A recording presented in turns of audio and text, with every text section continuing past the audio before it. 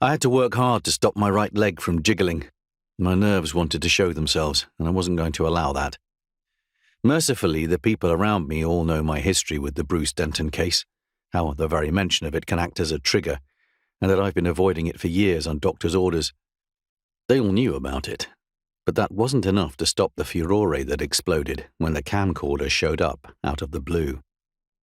Murdered in his own home 30 years ago, Bruce Denton became the scab I just couldn't stop picking. In the sleepy seaside town of Herne Bay on the southeast coast of England, my superintendent took the role of senior investigating officer, but deferred to me to do the legwork. Mostly this was due to laziness on his part, but also because I begged him to let me. I was desperate to prove myself. Or so he believed. The truth of the matter is very simply that I already knew who beat Bruce Denton to death.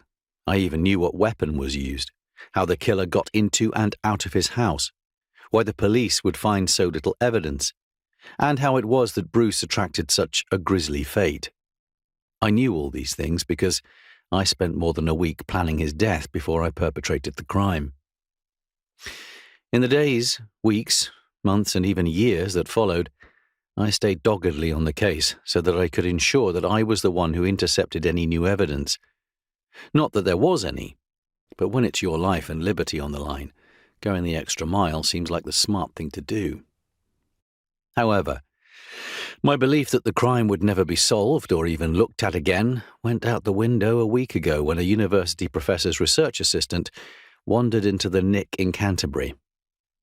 In his possession was a sealed evidence bag with my name on it. Inside the evidence bag, well, let's just say the contents had me on edge. On edge? I couldn't sleep.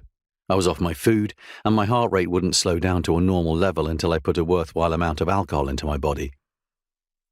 My boss told me about the evidence bag the day after it was found, and that was 3 days ago now. The tech guys opened it, extracted the old video camcorder, and got it working. When I heard that, it took all my acting power to pretend I was thrilled and excited. New evidence? Yay!